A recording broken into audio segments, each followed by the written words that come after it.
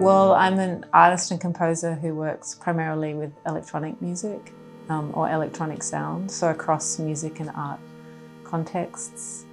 So yeah, I perform music live and record records, and then I also do things in gallery contexts or where I sonify data that's produced by surveillance technologies.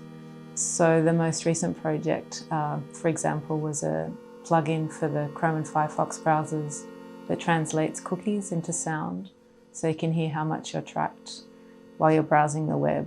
So those projects are very much about sort of providing a sort of audible presence for these technologies and data streams that usually happen sort of beyond our awareness, but are very much happening in our everyday experience.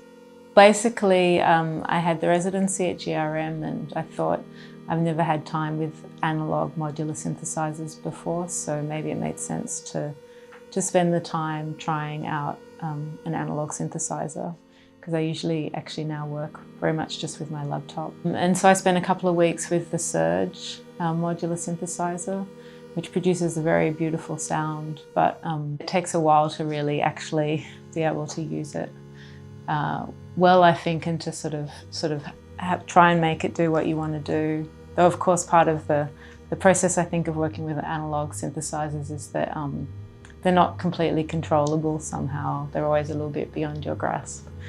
But so from that I recorded a lot of sounds, and then I used those sounds in Ableton Live to create a piece.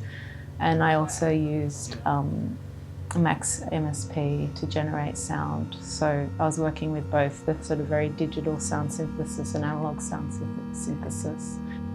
In a way, I am very much project driven, so my understanding of Max is sort of has been driven by the projects that I've had, and I started using it when I was starting to sonify data because it's a good tool for that. And some of the sounds in this piece actually were originally or they originated in a work I did where I sonified Twitter data feeds.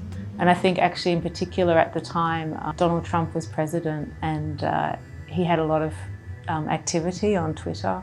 And in a way I had to look for sort of famous people and celebrities to have a sort of constant stream of data for a sound installation.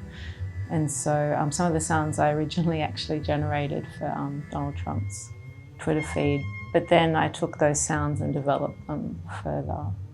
So yes, for each project I probably approach it in another way. Well, I work very intuitively, so often it's simply, I like that sounds nice, what would happen if I did this with that sound, and maybe this other sound from Max MSP would go with it well, or so.